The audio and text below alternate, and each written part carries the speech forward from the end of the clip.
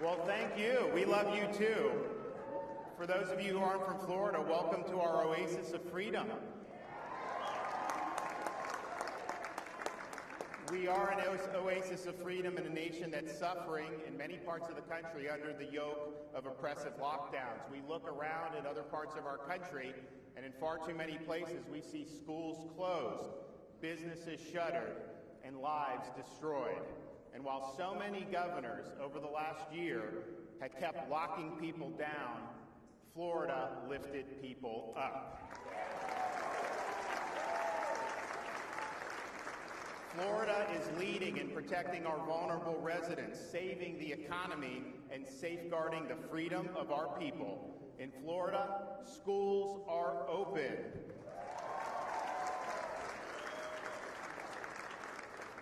Every Floridian has a right to earn a living, and all businesses have a right to operate.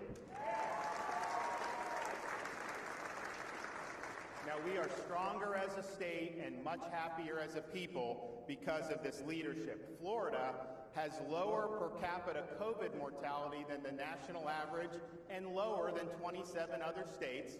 Our unemployment rate is lower than the national average, even though tourism isn't fully back. And our budget is in great shape. We have not touched one red cent from our rainy day fund throughout this whole time.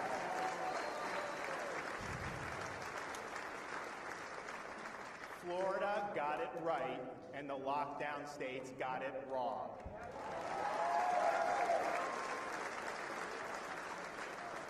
Florida has also led and continues to lead on ensuring the integrity of our elections.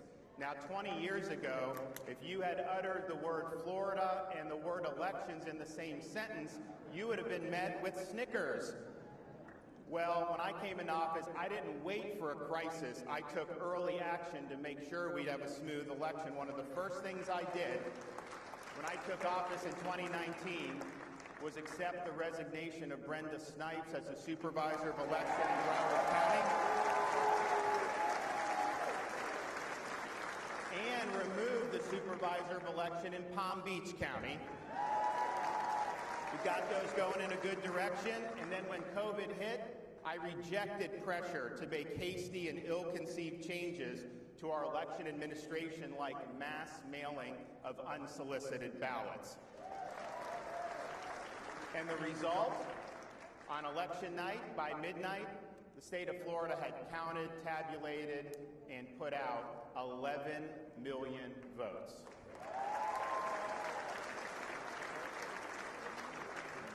But we're not resting on our laurels. This year, Florida is leading on banning all forms of ballot harvesting and banning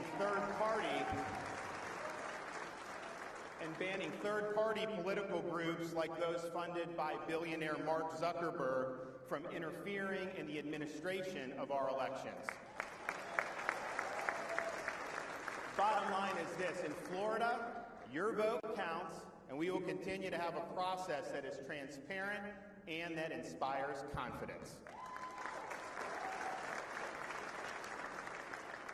Florida is also leading in protecting our people from political censorship and in holding big tech accountable. When our legislature convenes next month, it will pass and I will sign the most ambitious reforms yet proposed for combating political censorship and deplatforming, for preventing big tech from interfering in our elections, and for safeguarding the privacy of your personal data.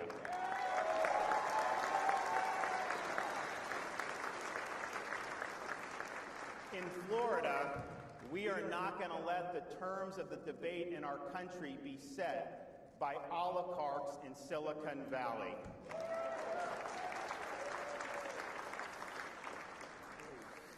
Now, Florida is leading on the issues that matter to conservatives. We don't spout hollow rhetoric. We take decisive action. And what's true in Florida is true for conservatives across the nation. We cannot, we will not go back to the days of the failed Republican establishment of yesteryear.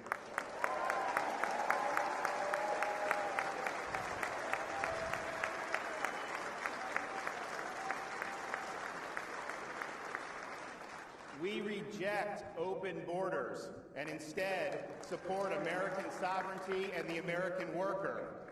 Building a movement on the foundation of amnesty and cheap foreign labor is like building a house on a field of quicksand. We reject weakness in the face of the threat posed by China, including their actions in international trade. We reject military adventurism, instead support a strong defense solely for the purpose of protecting our nation and its people. Now, the battles ahead will be made more difficult without the voice of one of our greatest field generals, my friend, Rush Limbaugh.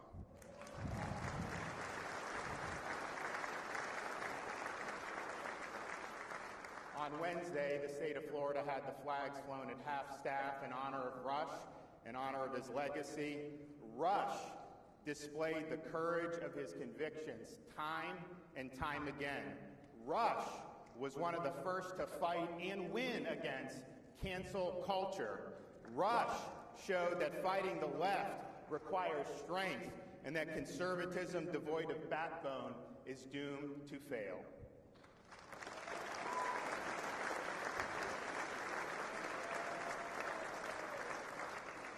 So at this moment in our history, and I think Rush showed us this, but particularly now, standing for the right things comes at a cost. You will be attacked, you will be smeared, and you may even be canceled by the major organs of the political left. Now, anyone can spout conservative rhetoric.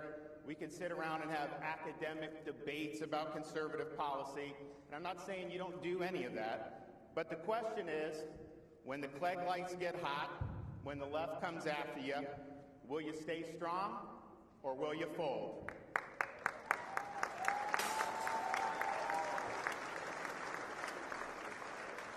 So enjoy CPAC in Florida as you leave to go back home, although if you're not from here, I don't know why you'd want to leave here.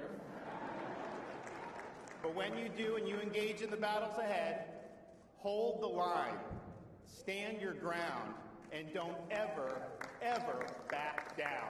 Thank you.